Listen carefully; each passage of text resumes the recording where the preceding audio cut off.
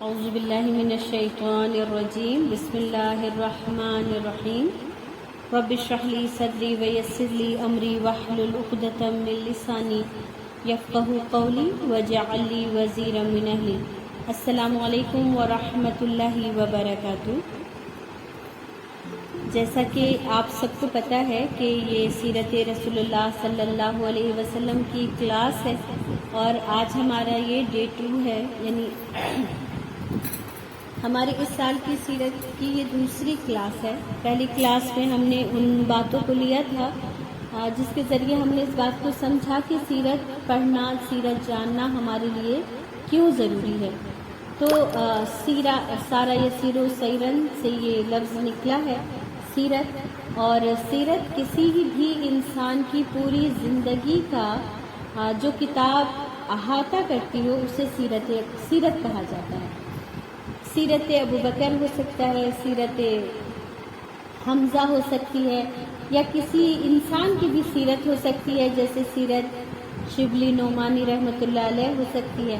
لیکن یہ لفظ رسول اکرم صلی اللہ علیہ وسلم کے لیے اتنی کثرت سے استعمال کیا گیا کہ اب جب کبھی بھی سیرت کہا جاتا ہے تو امت مسلمہ یہ سمجھ لیتی ہے کہ یہ سیرت رسول اللہ صلی اللہ علیہ وسلم کی بات ہو رہی ہے، سوائے اس کے کہ اگر کوئی اس کی وضاحت کر دے کہ یہ سیرت ابو بکر ہے یا سیرت عمر ہے یا سیرت عثمان ہے۔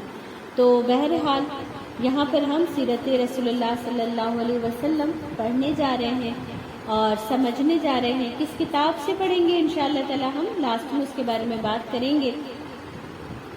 آج جس ٹاپک کو ہم نے سمجھا ہے کہ ہمیں اسے لینا چاہیے وہ ہے اللہ کی معرفت، اللہ کا تعارف، کہ ہم اللہ کے بارے میں سب سے پہلے سمجھ لیں کہ اللہ ہمارا رب ہے۔ اللہ ہمارا رب کیوں ہے؟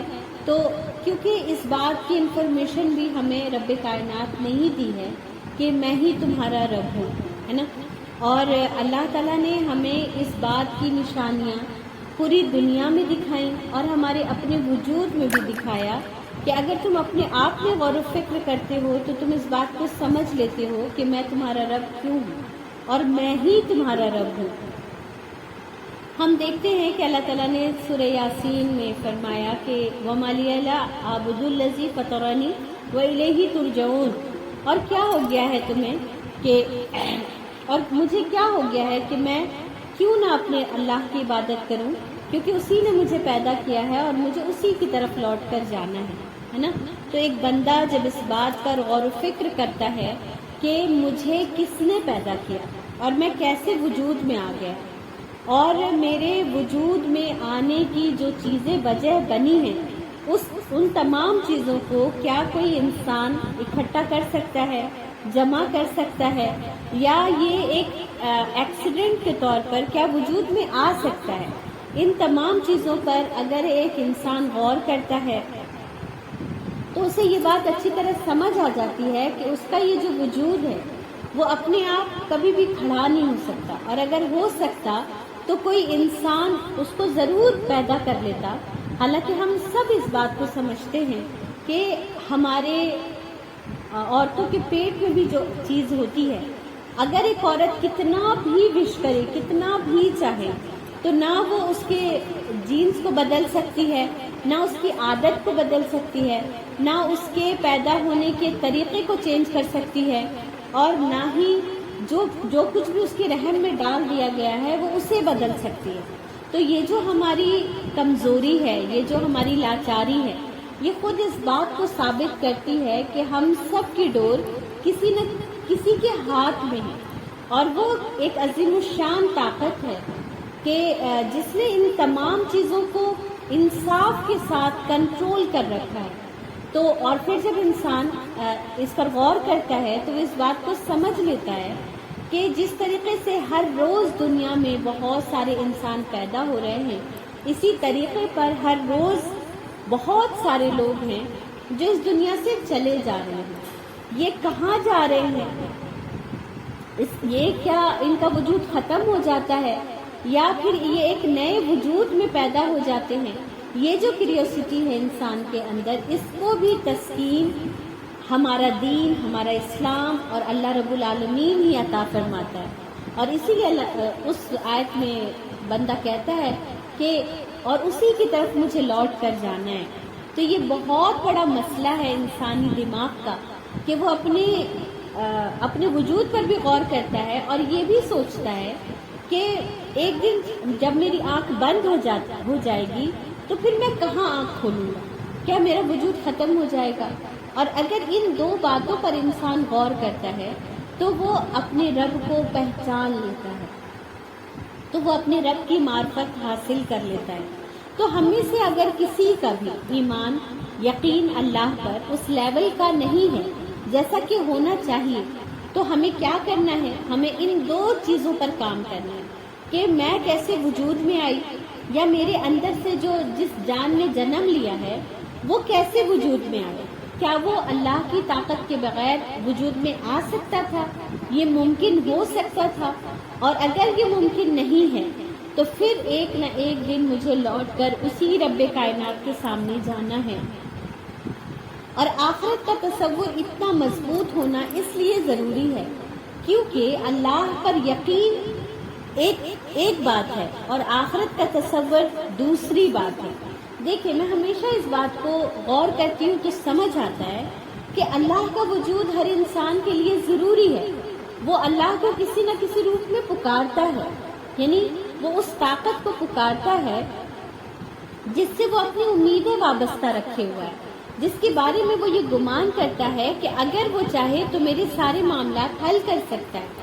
اللہ دنیا میں زندہ رہنے کے لیے، زندگی گزارنے کے لیے بھی انسان کو اللہ کی ضرورت ہے نا. اسے ایک چاہیے، ایک نام جس کے آگے وہ رو سکے، گڑ گڑا سکے، اپنی ساری ناکامیوں کا رو سکے، اپنی ساری تکلیفیں اس کے سامنے بیان کر سکے. اور اس لیے وہ اسے اللہ چاہیے. لیکن یہ ضروری نہیں ہے کہ ایک انسان اللہ سے روتا ہے، گڑ گڑاتا ہے، مانگتا ہے تو اس کا آخرت کا یقین بھی بہت مضبوط ہے نا. یہ کوئی ضروری نہیں. اور اگر اس کی مثال دیکھنی ہے تو آپ دیکھ لیں کہ کتنے ہی وظیفے ہیں جو ہم دنیا حاصل کرنے کے لیے پڑھتے ہیں، اور کتنا وظیفہ ہے جو ہم آخرت میں بچ جائیں اس لیے کسی مولانا سے معلوم کرتے ہیں یا اس لیے ہم کوئی محنت کرتے ہیں، ہے نا. اپنی پوری دن چریا میں اگر ہم اس بات پر غور کریں تو ہمیں اس کا جواب آسانی سے مل جائے گا کہ سوائے اس کے کہ ہم ہاتھ اٹھا کر اللہ سے کہتے ہیں کہ اللہ تعالیٰ ہمیں جہنم کے عذاب سے بچا لیجیے گا، ہمیں جنت میں داخل کر دیجیے گا، اور ہمیں قبر میں عذاب نہ دیجیے گا. اس سے زیادہ ہماری دعا آخرت کے لیے نہیں ہے. ہماری ساری دعاؤں کا دار و مدار، ساری دعاؤں کا مرکز، محور صرف ہماری دنیا ہے. اور اس لیے ہمیں سمجھ آتا ہے کہ اللہ تو ہمیں چاہیے، پر اللہ ہمیں صرف اپنی دنیا کے لیے چاہیے. ہمارے رب کا جو رشتہ آخرت کے ساتھ ہمارا ہے، اس کا تصور ہمارا اتنا کمزور ہے جس کی وجہ سے ہماری جو دنیا کی زندگی ہے جو ہمیں جنت بنانے کے لیے ملی ہے، اس میں وہ مضبوطی، وہ ڈٹرمنیشن، وہ اعتماد، وہ یقین بہت کمزور دکھتا ہے جو ہمیں رب کا بندہ بننے میں ہماری مدد کر سکتا تھا، ہمیں راستہ دکھا سکتا تھا، ہمارے لیے مشعل راہ بن سکتا تھا، ہے نا. اس لیے اللہ کی صحیح معرفت، اللہ کا صحیح تعارف ہمارے سامنے ہونا بہت ضروری ہے. اللہ رب العالمین ہمارا رب ہے، اور ہم جب غور کرتے ہیں اپنی ذات پر تو ہمیں اس کے سوا کوئی اور رب نہیں دکھتا. وہ مکمل ہے، وہ کامل ہے، وہ اللہ کی طاقت، اللہ کی قدرت، اللہ کی معیشت، اللہ کی تمام جو وہ ہیں کوالٹیز ہیں، وہ سب اس میں سے آدھے سے زیادہ دنیا میں ہم اس کا ظہور دیکھتے ہیں، اور آدھے سے کم کا ظہور انشاءاللہ تعالی ہم آخرت میں دیکھ لیں گے. تو ایک انسانی فطرت ہے کہ اگر کسی کی 80% بات آپ کو سمجھ میں آ جاتی ہے تو 20% اگر آپ کی سمجھ میں نہ بھی آ رہی ہو تو بھی آپ یہ مان لیتے ہیں کہ یہ انسان صحیح بول رہا ہے نا. اس لیے انسان جب اللہ کی بنائی ہوئی چیزوں میں اللہ کی باتوں میں غور و فکر کرتا ہے تو کچھ باتوں پر اسے غیب میں رہتے ہوئے ایمان لانا پڑتا ہے، لیکن اس کے باوجود وہ غیب کی باتوں کو یقینی طور پر مان لیتا ہے، کیونکہ وہ آنکھوں سے جن چیزوں کو دیکھ رہا ہے، سمجھ رہا ہے، اس کو وہ سمجھ پاتا ہے کہ جب یہ چیزیں وجود میں ہیں، یہ چیزیں جب ہماری آنکھوں کے سامنے موجود ہیں اور اپنی پوری صداقت کے ساتھ موجود ہیں، تو وہ ان چیزوں پر بھی یقین کے ساتھ ایمان لے آتا ہے۔ لیکن اگر دنیا میں جو چیزیں اس کی آنکھوں کے سامنے ہیں، جو اللہ کا ظہور ہے، جو اللہ کی پیدا کردہ ہے، اگر وہ اس میں غور و فکر نہیں کرتا، اگر اس میں اس کا یقین کامل نہیں ہوتا، تو ہو ہی نہیں سکتا کہ اس کا آخرت میں اللہ کے غیب پہ ہونے میں، رسولوں پر، فرشتوں پر ایمان ویسا کامل، ویسا مضبوط ہو جیسا کہ اللہ کو چاہیے، ہے نا۔ اس لیے یہاں سیرت کی کلاس میں بیٹھے ہوئے تمام لوگوں سے میری یہ گزارش ہے کہ عقیدے پر ضرور علم حاصل کریں۔ عقیدہ، اللہ پر ہمارا یقین کیسا ہونا چاہیے، اللہ کی معرفت ہم کیسے حاصل کر سکتے ہیں۔ چونکہ یہ سیرت کی کلاس ہے اور میں اسے بہت زیادہ ڈیٹیل میں نہیں کروں گی، کیونکہ ہمارا جو ٹاپک ہے وہ سیرہ ہے، لیکن آپ کے ذہن کو جھنجھوڑنا اس بات کے لیے کہ ہم اپنے اللہ کا میرے پاس کیا یقین ہے، کیا تصور ہے، اس کو ایک بار چیک کرنا بہت ضروری ہے نا۔ تو یہ اللہ ہمارا رب ہے، یہ ہمیں سب سے پہلے کب پتہ چلا تھا؟ ہم سب اس بات کو جانتے ہیں کہ اللہ نے جب حضرت آدم علیہ السلام کو بنایا تو، اور جب فرشتوں نے یہ سوال پوچھا تھا کہ اللہ نے جب ان کے درمیان اعلان کیا کہ میں زمین میں اپنا خلیفہ بنانے والا ہوں، تو فرشتوں نے اعتراض کیا کہ آپ زمین میں خلیفہ کیوں بنانا چاہتے ہیں، ہم تو ہیں ہی آپ کی حمد و ثنا کرنے کے لیے۔ تو اللہ تعالیٰ نے کیا فرمایا، میں وہ جانتا ہوں جو تم نہیں جانتے۔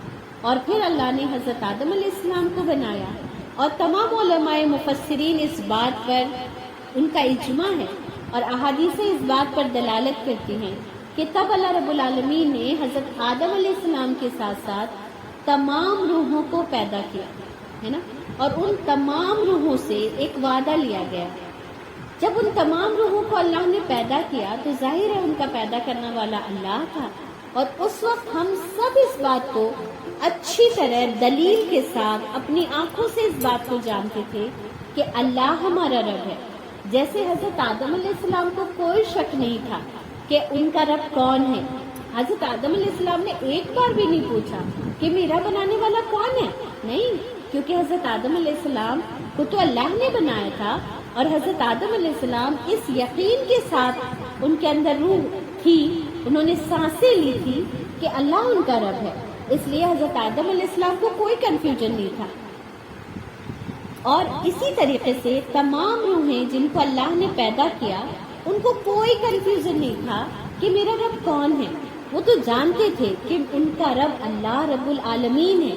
اور اسی بات کا، اسی واقعے کا ذکر سورہ اعراف آیت نمبر 172 میں اللہ نے کیا ہے کہ اور اے محبوب، یعنی کہ اے محمد صلی اللہ علیہ وسلم،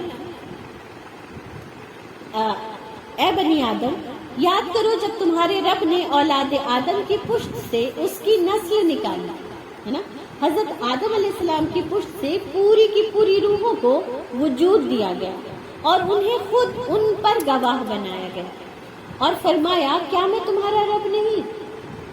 انہوں نے کیا کہا؟ سب نے کہا کیوں نہیں، بلا، قالو بلا، کیوں نہیں، ہم نے گواہی دی۔ کس بات کی گواہی؟ کہ آپ ہی ہمارے رب ہیں، تاکہ تم قیامت کے دن یہ نہ کہو کہ ہمیں اس کی خبر نہ تھی، یا یہ کہنے لگو کہ شرک تو پہلے ہمارے باپ دادا نے کیا تھا اور ہم ان کے بعد ان کی اولاد ہوئے، تو کیا تو ہمیں اس پر ہلاک فرمائے گا؟ کیا تو ہمیں اس پر ہلاک فرمائے گا جو اہل باطل نے کیا، ہے نا۔ تو یہ عہد الست ہے، جبکہ اللہ رب العالمین نے اپنا پہلا تعارف تمام روحوں کے سامنے کیا، اور تمام روحیں اس وقت جس حال میں تھی، اس وقت وہ اپنے رب کو پہچانتی تھی، انہیں اللہ کو تلاشنے کی ضرورت نہیں تھی، وہ جانتی تھی کہ وہ سب کے سب اللہ کے غلام ہیں، اللہ کی پیدا کردہ مخلوق ہیں، نہ اللہ کے کسی کام میں، نہ اللہ کی مشیت میں، نہ اللہ کے فیصلوں میں ان کا کوئی رول ہے، بلکہ وہ اللہ کی ایک مخلوق، ادنا مخلوق ہے جو اللہ کو خوش کرنے کے لیے کچھ بھی کر سکتی ہے، کچھ بھی وعدہ کر سکتی ہے تاکہ اس کا رحمان، اس کا رب اس سے خوش ہو جائے، اس پر نظر کرم کر دے، ہے نا۔ ہم اور آپ امیجن کر سکتے ہیں کہ ابھی ابھی سب کو روح ڈالی گئی ہے سب کو، اور اللہ جلوہ افروز ہے، اور ایسے میں انسان سے جب پوچھا جا رہا ہے کہ کیا تم مجھے بھول جاؤ گے، تو ساری مخلوق ایک آواز میں کہتی ہے نہیں پروردگار، ہم آپ کو کیسے بھول سکتے ہیں، ہے نا۔ لیکن اللہ نے پھر یہ بھی، اور یہ تمام ڈیٹیل احادیث میں ملتی ہیں کہ اللہ نے پھر کہا کہ لیکن میں تو غیب میں ہو جاؤں گا، پھر تم مجھے کیسے تلاش کرو گے۔ تو ہم انسانوں نے ہی تب کہا تھا کہ ہم آپ کو آپ کی نشانیوں سے تلاش کر لیں۔ دیکھیں، جب ہم کسی سے جدا ہو رہے ہوتے ہیں تو ہم اس سے کیا کہتے ہیں، میں تمہیں کبھی نہیں بھولوں گی، میں تمہیں ہر روز کال کروں گی، ایسا ہو ہی نہیں سکتا کہ میں تمہیں بھول جاؤں۔ جب ہمارے ماں باپ فوت ہو رہے ہوتے ہیں، جب اس دنیا سے وہ رخصت ہو رہے ہوتے ہیں، جب ان کا جنازہ کندھے پہ لے جایا جا رہا ہوتا ہے، تو ہماری کیا فیلنگ ہوتی ہے کہ میں ان کے بغیر کیسے جیوں گی، میں ان کے بغیر تو ایک سانس بھی نہیں لے سکتی۔ یہ انسانی فطرت ہے، کیونکہ انسان کو اللہ نے جلد باز پیدا کیا ہے۔ انسان جذباتی بھی جلد بازی میں کرتا ہے، جذبات بھی، اور انسان بھولتا بھی جلد ہے لوگوں کو، ہے نا۔ تو یہی حال ہے ہم انسانوں کا۔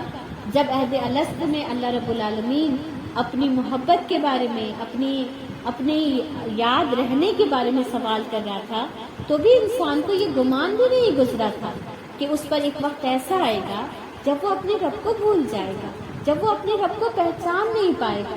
اس کی چاروں طرف نشانیاں ہیں، پھر بھی وہ اسے نہیں دیکھ پائے گا، ہے نا۔ لیکن اللہ رب العالمین نے یہ عہد الست والا وعدہ صرف اس وعدے کو کر کے، ایسا بھی ہو سکتا تھا کہ اللہ تعالیٰ نے وعدہ لے لیا، اب ہمیں دنیا میں بھیج دیتا، اب ہم اللہ کو یاد کر پاتے تو کر پاتے، اور نہ کر پاتے تو دنیا سے چلے جاتے۔ آپ اور میں اس بات کی گواہ ہیں کہ بہت سارے لوگ ایسے ہیں جنہوں نے حق کو خود پہچانا ہے، جنہوں نے حق کو خود حاصل کیا ہے، اور جو حق تک خود پہنچے ہیں، ہے نا، جس میں ہمارے بابا حضرت ابراہیم علیہ السلام ہیں، اور رسولوں کے بہت سارے واقعات ہیں، اور بہت سارے عام انسانوں کے بھی واقعات ہیں کہ انہوں نے اپنے وجود میں غور کیا، اور پھر انہوں نے اس بات پر غور کیا کہ ان کو بنانے والا کون ہے، اور پھر انہوں نے سارے مذہب کے جو خدا تھے ان سب کو ٹرائی کیا، ان سب کے بارے میں جاننے کی کوشش کی، اور پھر اس نتیجے پر پہنچے کہ ان کا رب اللہ ہے۔ تو یہ ایک معرفت کا طریقہ تھا کہ انسان اللہ کو پہچانتا، اور انسان نے یہی والا راستہ اللہ کو بتایا تھا کہ میں آپ کو ڈھونڈ لوں گا، آپ کو تلاش کرنا کیا مشکل ہے، آپ تو رب ہے، آپ کی تو تمام چیز ہے نا۔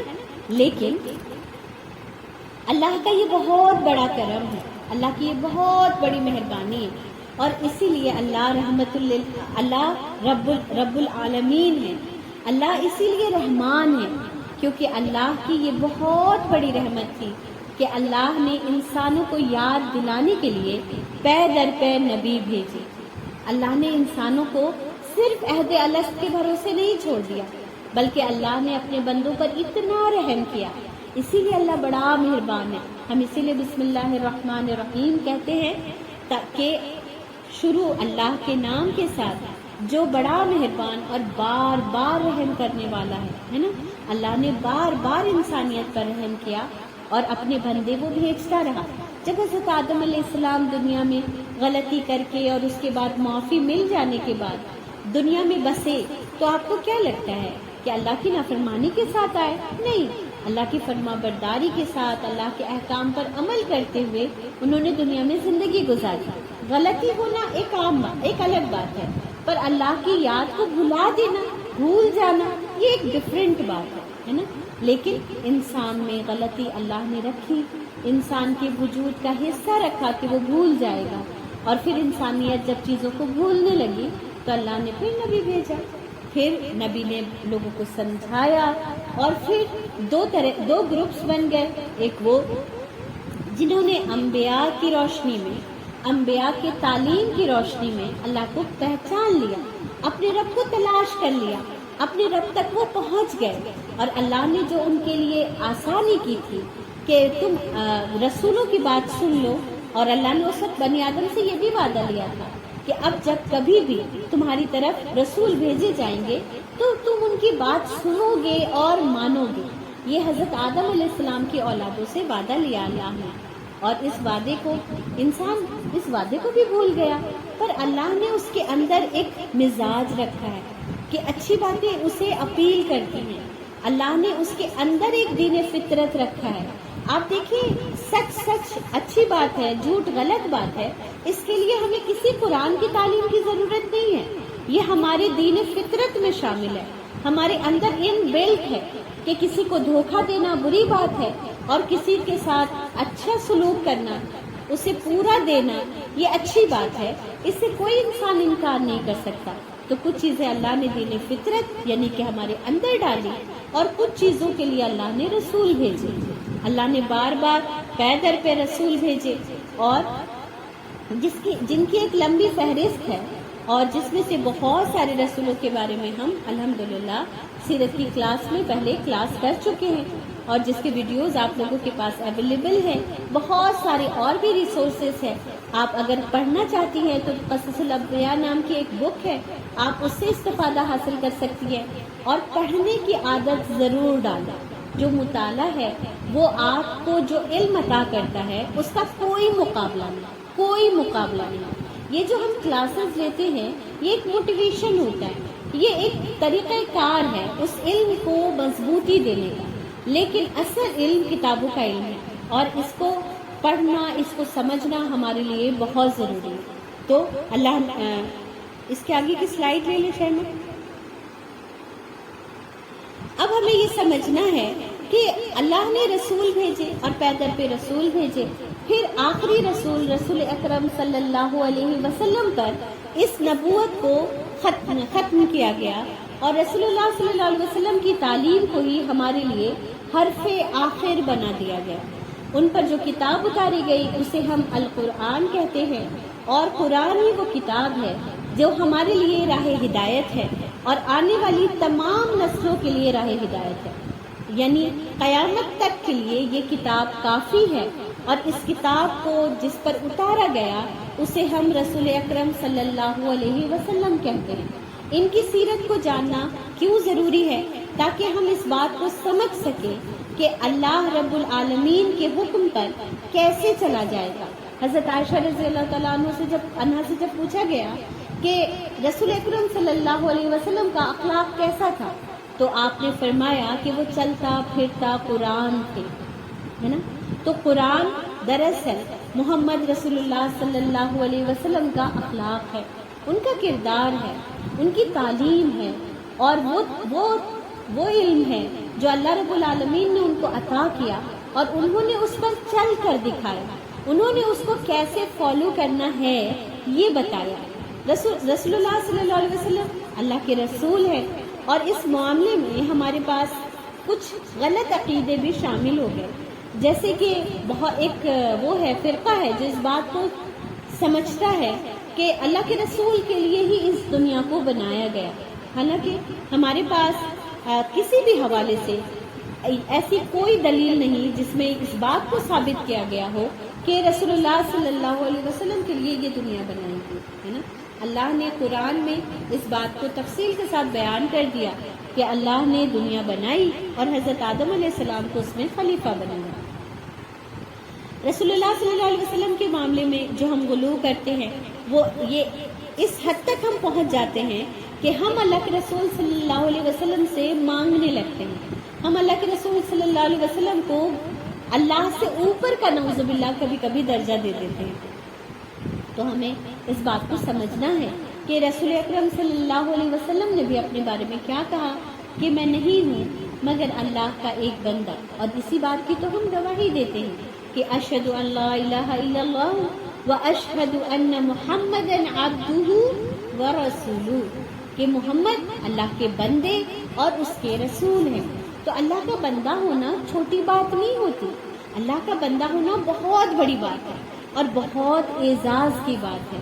اللہ کا بندہ وہ ہوتا ہے جو اللہ کے حکم کے آگے سر تسلیم خم کر دے، وہ اپنی مرضی سے کچھ نہ کہے، وہ اپنی مرضی سے کچھ نہ کرے۔ رسول اللہ صلی اللہ علیہ وسلم سے جب پوچھا گیا یا رسول اللہ کیا ہم آپ کی ساری باتوں کو لکھ لیا کریں؟ آپ نے فرمایا ہاں کیوں نہیں۔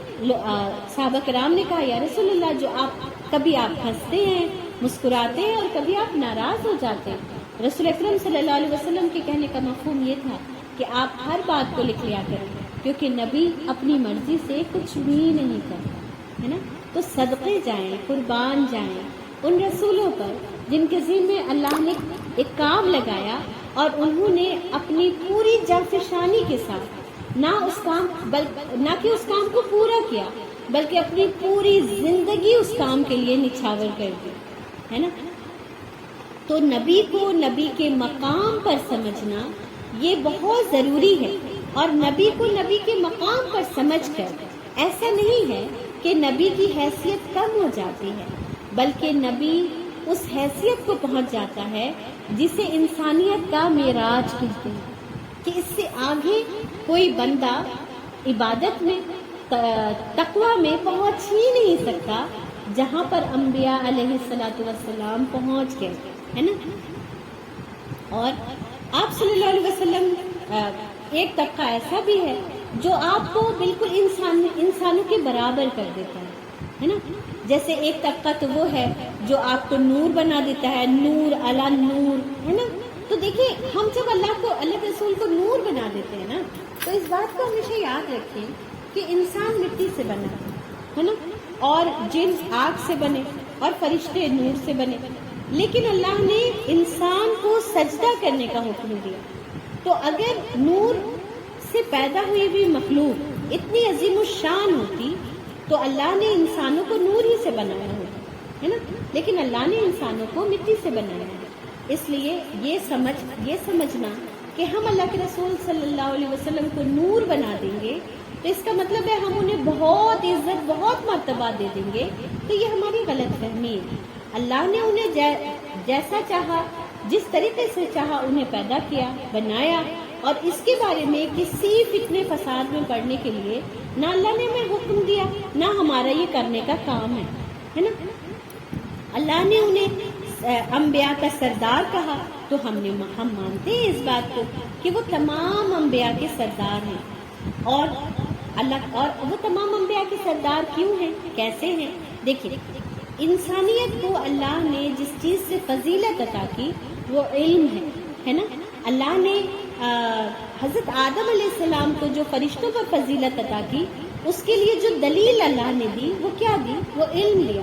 حضرت آدم علیہ فرشتوں سے کہا اللہ نے ان چیزوں کے نام بتاؤ، فرشتوں نے کہا ہم تو بس وہی جانتے ہیں جو آپ نے ہمیں بتایا ہے، اس سے زیادہ تو ہم کچھ نہیں جانتے۔ تو اللہ رب العالمین نے آدم علیہ السلام سے کیا کہا؟ اے آدم اب تم ان چیزوں کے نام بتاؤ۔ حضرت آدم علیہ السلام نے ان کو نام بتا دیے۔ پھر اللہ نے کیا کہا فرشتوں سے کہ تم اب آدم کو سجدہ کرو ہے نا۔ تو آدم علیہ السلام کو فضیلت اور ان کی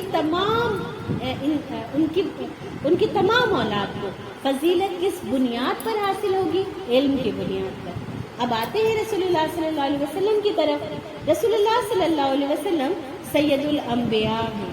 کیسے؟ حالانکہ حضرت آدم علیہ السلام تو جد امجد ہے، ان کے بابا ہیں۔ حضرت ابراہیم علیہ السلام آپ سوچیں ان کے دادا ہیں وہ، اور وہ ان کی نسل سے تھے۔ حضرت اسماعیل علیہ السلام کی نسل سے تھے، لیکن وہ سید الانبیاء ٹھہرے۔ کیسے؟ تو علم کی وجہ سے۔ حضرت رسول اکرم صلی اللہ علیہ وسلم کے پاس حضرت آدم علیہ السلام، حضرت شیش علیہ السلام، حضرت نوح علیہ السلام، حضرت سلیمان علیہ السلام، حضرت داؤد علیہ السلام سے ہوتے ہوئے تمام انبیاء کا علم بھی پہنچا، اور وہ علم بھی جو اللہ نے بطور خاص آپ کو عطا کیا ہے نا۔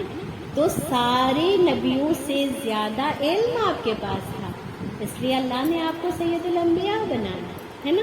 تو اگر ہم میں سے بھی کوئی چاہتا ہے کہ وہ انسانیت میں اللہ کی نظر میں اپنے آپ کو اونچا درجہ دلا سکے، تو اسے چاہیے کہ وہ علم میں کوشش کرے ہے نا۔ اور وہ علم بوجھ ہے جو اللہ کی معرفت نہ حاصل کر سکے، جو اللہ کی محبت نہ حاصل کر سکے۔ انبیاء کا علم کیوں خاص علم تھا، کیوں بہت زیادہ اعلیٰ مرتبے والا علم تھا؟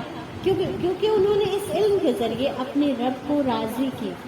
تو اگر علم ہمیں ہمارے رب کی معرفت نہ کرا سکے، ہمیں ہمارے رب کو راضی نہ کرا سکے، تو وہ علم بوجھ ہے، وہ علم ہماری نجات کا ذریعہ نہیں ہے نا۔ اب رسول اکرم صلی اللہ علیہ وسلم کی اطاعت ہم پر لازم ہے۔ اللہ کا فرمان ہے اطیعوا اللہ و اطیعوا الرسول، یعنی اللہ کی اطاعت تبھی ممکن ہے جب رسول کی اطاعت ہوگی۔ اور لیکن اللہ نے یہ بھی فرمایا کہ ایمان والی تو وہ ہیں جو اپنے رب سے شدید محبت کرتے ہیں۔ اور اس کے بعد یہ کہ اللہ کے رسول صلی اللہ علیہ وسلم ایک بار حضرت عمر کے ساتھ جا رہے ہیں، حضرت عمر نے بڑی محبت سے آپ صلی اللہ علیہ وسلم کا ہاتھ پکڑا ہوا تھا اور فرمایا یا رسول اللہ مجھے آپ سے بہت محبت ہے۔ اللہ کے رسول صلی اللہ علیہ وسلم نے فرمایا اے عمر، جب تک میں تمہیں تمہاری جان، مال، تمہارے ماں باپ اور تمہاری اولاد سے زیادہ محبوب نہ ہو جاؤں، تمہارا ایمان ہی مکمل نہیں۔ حضرت عمر رضی اللہ تعالیٰ عنہ ہماری طرح نہیں تھے جلد باز، بلکہ وہ سوچ سمجھ کر کام کیا کرتے تھے۔ وہ تھوڑی دیر خاموش رہے، ایک روایت میں ہے کہ 3 دن اور ایک روایت میں ہے کہ تھوڑے پل، ہے نا۔ وہ خاموش رہے، انہوں نے اپنے دل کا جائزہ لیا اور انہوں نے اللہ کے رسول صلی اللہ علیہ وسلم سے کہا کہ یا رسول اللہ، جان، مال، ماں باپ نہیں، ماں باپ، اولاد اور مال یہ تو سمجھ آتا ہے، لیکن اپنے آپ سے بھی زیادہ آپ سے محبت کروں، یہ کیسے؟ اللہ کے رسول صلی اللہ علیہ وسلم نے فرمایا اے عمر، تبھی تمہارا ایمان مکمل ہے۔ پھر حضرت عمر نے اپنے آپ کو ٹٹولا اور 3 دن بعد یا کچھ دیر بعد انہوں نے جواب دیا یا رسول اللہ اب آپ ہیں، ہے نا، اب آپ ہیں۔ تو اس سے ہمیں کیا پتہ چلا کہ حضرت عمر کا ایمان بغیر اللہ کے رسول صلی اللہ علیہ وسلم سے محبت کے مکمل نہیں ہو رہا تھا۔ تو کیا میرا اور آپ کا ہو جائے گا؟ میرا اور آپ کا بھی نہیں ہوگا۔ مجھے اور آپ کو بھی رسول اللہ صلی اللہ علیہ وسلم سے محبت کرنی ہوگی، اور صرف محبت نہیں، سب سے بڑھ کر محبت کرنی ہوگی۔ تو محبت کا تقاضا کیا ہے؟ محبت کا تقاضا صرف یہ ہے کہ ہم درود پڑھ لیا کریں۔ محبت کا تقاضا یہ ہے کہ اگر کوئی رسول اللہ کی بے عزتی کرے تو ہم جلوس نکال لیں، ہم دھرنا دے دیں، ہم اس انسان کو قتل کر دیں۔ کیا یہ محبت کا تقاضا ہے؟ کیا اگر ہماری اولاد ہم سے ایسی ہی محبت کرے تو ہمارے لیے قابل قبول ہوگی؟ ہرگز بھی نہیں۔ کہ اولاد میری بات کو نہ مانے، میرے بتائے ہوئے طریقے پر نہ چلے، لیکن بس ہر جگہ یہ کہے کہ میری امی جو کہتی ہیں وہ بہت ٹھیک کہتی ہیں، لیکن وہ کیا کہتی ہیں، کیوں کہتی ہیں، کب کہتی ہیں، کیسا کہتی ہیں، اس سے مجھے کوئی مطلب نہیں، بس وہ جو کہتی ہیں وہ ٹھیک کہتی ہیں۔ تو یہ کتنی بے وقوفی والی بات ہے نا۔ ہمیں خود اپنے لیے بھی ایسی محبت نہیں چاہیے، لیکن ہم اپنے رسول سے ایسی ہی محبت کرتے ہیں جس میں رسول اللہ صلی اللہ علیہ وسلم کی سنت کچھ ہو، ہمارا عمل کچھ اور ہے نا۔ انہوں نے بتایا کچھ ہے، ہم کرتے کچھ ہے۔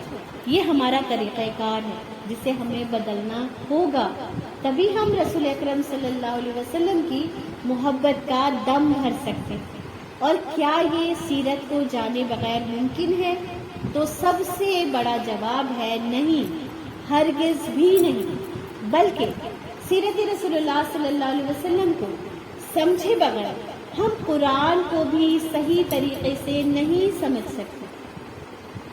اور یہ میرا ذاتی تجربہ ہے، جن لوگوں نے بھی قرآن کو سیرت کے بغیر سمجھا ہے، ان کے اندر ایک ایگریشن ہے، ان کے اندر ایک جلال ہے، ان کے اندر ایک غصہ ہے، ان کے اندر دوسروں کے لیے وہ نرمی نہیں ہے جس کا پیغام رسول اکرم صلی اللہ علیہ وسلم لے کر آئے۔ ہمیں اس بات کو سمجھنا ہوگا کہ قرآن ایک جلالی کتاب ہے، قرآن اللہ رب العالمین کا کلام ہے، قرآن انسانوں کا کلام نہیں۔ اس لیے جب آپ سیرت کے بغیر قرآن کو پڑھتے ہیں، سمجھتے ہیں اور اس کے انداز میں بات کرتے ہیں تو وہ اللہ کے کلام کا انداز ہو جاتا ہے. اللہ کا کلام اللہ کا کلام ہے، اسے ہمیں رسول اللہ صلی اللہ علیہ وسلم کی ٹھنڈی چھاؤں میں سمجھنا ہوگا. ہمیں وہ انداز اختیار کرنا ہوگا جس کے ذریعے اللہ کے رسول صلی اللہ علیہ وسلم نے لوگوں کو پیغام پہنچایا. ہم اس انداز میں ہمیں لوگوں تک یہ بات پہنچانی ہوگی جس انداز میں رسول اکرم صلی اللہ علیہ وسلم نے لوگوں سے کلام کیا. ہم دیکھتے ہیں کہ مشرکین مکہ سے اللہ الگ انداز سے خطاب کرتا ہے، لیکن رسول اکرم صلی اللہ علیہ وسلم اپنی پوری 13 سالہ زندگی میں انہوں نے جس طرح کام کیا ہے، کیا ہماری نظروں سے اوجھل ہے وہ؟ حضرت عمر اپنے بارے میں کہتے ہیں کہ رسول اللہ صلی اللہ علیہ وسلم میرے پاس 70 مرتبہ سے زیادہ آئے اللہ کا پیغام لے کر، اور میں انہیں ہر بار اس سے بھی زیادہ بری طریقے سے جھڑک دیا کرتا تھا، ہے نا؟ وہ حضرت عمر ہے. پھر لیکن آپ رسول اللہ صلی اللہ علیہ وسلم کا طریقہ کار دیکھیں کہ ہاتھ اٹھا کر بارگاہ الہی میں کس کی ہدایت کی دعا کر رہے ہیں. وہ عمر ہیں، وہ ابو جہل ہے جس کے لیے آپ اللہ کے حضور دعا کر رہے ہیں کہ پروردگار دونوں عمر میں سے کسی عمر کے ذریعے اسلام کو تقویت پہنچا. یہ ہے ہمارا رسول، اور یہ ہے ہمارے رسول اللہ صلی اللہ علیہ وسلم کا کردار. اور تب پہنچا قرآن ہر ایک کے دل میں اس طریقے سے کہ کوئی لالچ کوئی خوف ان کے دل سے قرآن کو نہ نکال سکا، اور وہ ایسی سیسا پلائی ہوئی فوج تیار ہوئی کہ جس کے بارے میں آج بھی اگر ہم پڑھتے ہیں تو ہم حیران رہ جاتے ہیں کہ یہ کس دور کے باسی تھے، یہ کیسے لوگ تھے جنہوں نے اللہ اور اللہ کے رسول کی محبت کو اپنے اندر ایسا گھسا لیا، ہے نا؟ ہمارے عقل میں نہیں سماتے یہ لوگ. یہ جو حضرت ابوبکر ہیں، یہ جو عمر ہیں، یہ جو عثمان ہیں، ہماری عقلوں میں نہیں آتے. کیوں نہیں آتے؟ کیونکہ ان کے پاس ایک ہاتھ میں قرآن تھا تو دوسری طرف سیرت رسول اللہ تھی، اور یہ دونوں کمبینیشن ہی جب ملے گا تبھی وہ مسلمان تیار ہوگا جس سے انسانیت کو فائدہ پہنچے گا، جس سے انسانیت پکار اٹھے گی کہ ہاں تمہارے ہی پاس میرے سوالوں کا جواب ہے، ہاں تمہارے پاس میرے سارے مسئلے کا حل ہے. آج جو امت کھڑی ہے نا، اس کے پاس دوسرے کے مسئلے کا کیا، اپنے آپ کے مسئلے کا حل نہیں ہے. وہ خود اپنے دین سے ہر وقت مطمئن نہیں ہے، اس کے پاس خود اپنے دین کے خلاف ہزاروں سوال ہیں. کیوں؟ کیونکہ وہ کمبینیشن ملایا ہی نہیں ہے.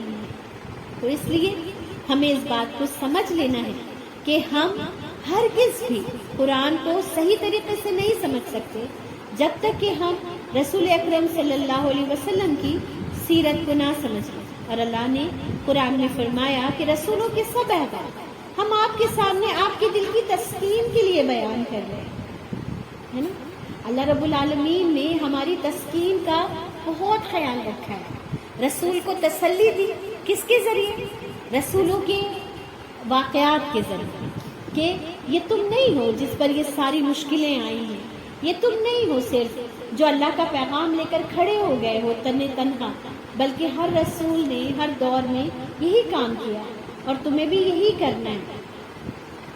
تو آپ کے پاس اس صورت میں بھی حق پہنچ چکا جو نصیحت اور واعظ ہے مومنوں کے لیے. تو قرآن انسانیت کے لیے واعظ و نصیحت ہے، لیکن طریقہ کار رسول اکرم صلی اللہ علیہ وسلم کا ہی رہے گا. اس بات سے ہمیں کبھی نہ منہ چرانا ہے نہ منہ پھیرنا، اور اس بات کو ہمیں سمجھ لینا ہے کہ قرآن کا جو مطلوب انسان ہے، جو مقصود انسان ہے، وہ رسول اکرم صلی اللہ علیہ وسلم جیسا انسان ہے نا. اسی لیے ہمیں کیا کہا گیا کہ تمہارے لیے رسول اللہ میں بہترین اسوہ ہے.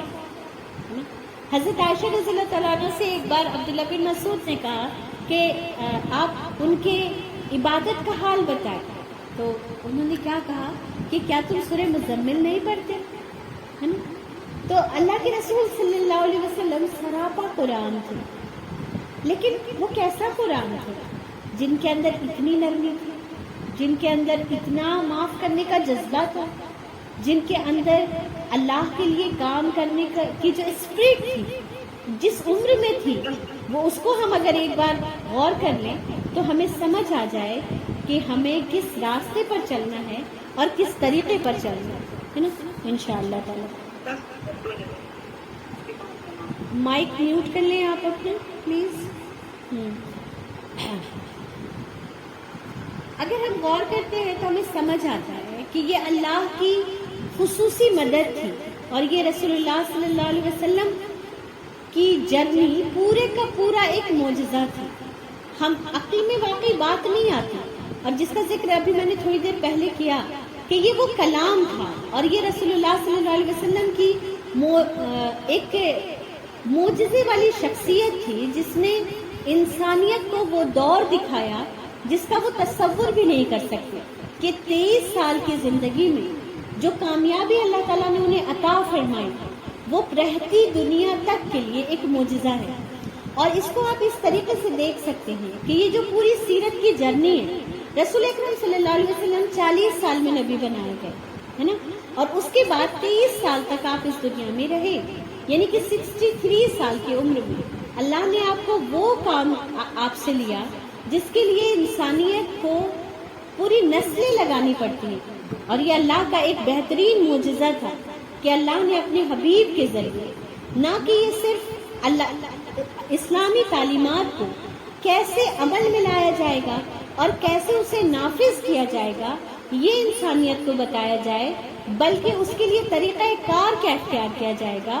اللہ نے یہ بھی رسول اکرم صلی اللہ علیہ وسلم کی زندگی میں ان تمام چیزوں کو اسٹیبلش کر کے دکھا دیا۔ آپ دیکھیں، اگر آپ بنی اسرائیل پر غور کریں تو حضرت موسیٰ علیہ السلام کی قیادت میں وہ مصر سے نکلے، لیکن موسیٰ علیہ السلام کی قیادت میں وہ فلسطین تک میں داخل نہیں ہو سکے، ہے نا، اور ایک انبیاء کا ایک لمبا چین ہے، لمبا سلسلہ ہے، جہاں پہ جا کے حضرت سلیمان علیہ السلام کے دور میں ان کو وہ عروج اور وہ بادشاہت ملتی ہے جس کی خواب انہوں نے مصر میں دیکھے تھے، ہے نا۔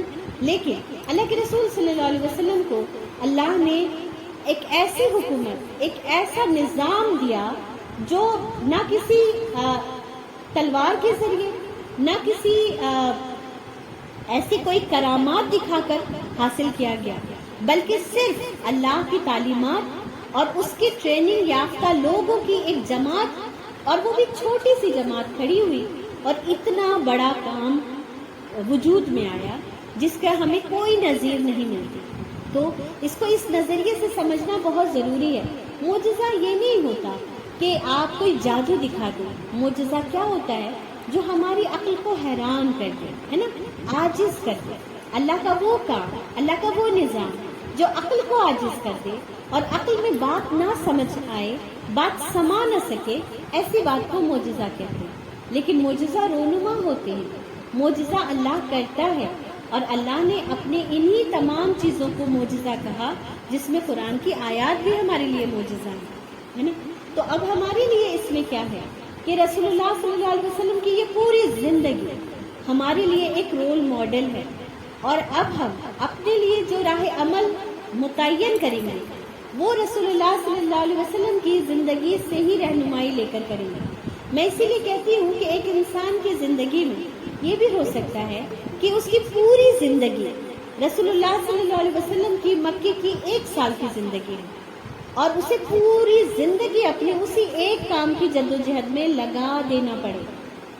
ایسا بھی ہو سکتا ہے کہ ایک انسان کی زندگی آپ کی مدینہ کی 2 سال کی زندگی ہو اور آپ کو اپنی پوری عمر اسی زندگی میں لگا دینا پڑے۔ اس کو کیسے دیکھیں گے ہم کہ اگر آپ اپنے رشتہ داروں میں تبلیغ کر رہے ہیں اور آپ کے لیے وہ کٹھن مرحلہ ہے اور آپ کو اسی میں اپنی بہت ساری صلاحیت لگانی پڑ رہی ہے، تو آپ سمجھ لیں کہ آپ نبوت کے اس شروع کے 3 سال میں ہیں جہاں پر رسول اللہ صلی اللہ علیہ وسلم کو ان لوگوں کے بیچ دعوت دینی تھی جو آپ کے ہم خیال ہیں، آپ کے رشتہ دار ہیں، انہی لوگوں کے درمیان آپ کو کام کرنا تھا۔ اگر آپ کو موقع ہے کہ آپ اپنے ہم وطنوں کے درمیان کام کر رہے ہیں جو شرک میں ملوث ہے، تو آپ کے لیے خوشخبری ہے اور آپ کے لیے رہنمائی ہے کہ آپ سیرت رسول اللہ صلی اللہ علیہ وسلم کے اس پارٹ سے اپنے لیے نمونہ نکالتے جائیں اور اس کو امپلیمنٹ کرتے جائیں، جس میں اللہ کے رسول صلی اللہ علیہ وسلم مکہ میں ہیں اور کفار مشرکین کے درمیان ہیں اور ان کے درمیان کام کر رہے ہیں، ہے نا. تو یہ تمام جو وہ ہے اسٹیجز ہیں رسول اللہ صلی اللہ علیہ وسلم کی زندگی کے، یہ دراصل ہم سب کی پوری زندگیاں ہیں. یہ نسل انسانیت قیامت تک جب تک رہے گی وہ رسول اکرم صلی اللہ علیہ وسلم کی زندگی سے اسی طریقے سے رہنمائی حاصل کرتی رہے گی. ہم نے دیکھا تھا لاک ڈاؤن کے موقع سے جب ارطغرل وہ آیا تھا، تو اس وقت ہم سمجھ سکتے ہیں اس بات کو کہ اس میں جو جن جنگوں کو دکھایا جا رہا تھا، تو وہ یہ لوگ کہاں سے رہنمائی حاصل کرتے رہے ہوں گے. یہ رہنمائی ان تمام پیریڈ سے کریں گے جب اسلام کے لیے لوگوں نے جنگیں لڑی اور اس میں اپنی شہادتیں پیش کی اور اللہ کے نظام کو قائم کیا. تو اسی طریقے سے الگ الگ اسٹیجز ہیں جس کو ہمیں سمجھنا ہے اور اپنے لیے اس میں بہترین رہنمائی نکال کر ہمیں اس کو حاصل کرنا ہے. اب ہمیں یہ سمجھنا ہے کہ سیرہ کا سورس کیسے، ہم کہاں سے نالج حاصل کریں سیرہ کے لیے. تو سیرہ کا سب سے پہلا سورس قرآن. قرآن اللہ کے رسول صلی اللہ علیہ وسلم کے بارے میں جو بتاتا ہے، جو آپ کا کیریکٹر بلڈ کرتا ہے، وہی ہمارے لیے حتمی کیریکٹر ہونا چاہیے، وہی آپ کا مقام ہونا چاہیے جو اللہ رب العالمین نے انہیں عطا کیا اور ہمیں جس کو کرنے کا حکم دیا کہ اللہ کے رسول صلی اللہ علیہ وسلم کی اطاعت، اللہ کے رسول صلی اللہ علیہ وسلم کی فرما برداری اور اللہ کے رسول صلی اللہ علیہ وسلم کی محبت، یہ ہمارے لیے لازم اور ملزوم کا درجہ رکھتی ہے. اور قرآن اس کے بارے میں ہمیں بکثرت حکم دیتا ہے. پھر اس کے بعد احادیث جو اللہ کے رسول صلی اللہ علیہ وسلم کے اعمال ہیں، افعال ہیں اور اطوار ہیں.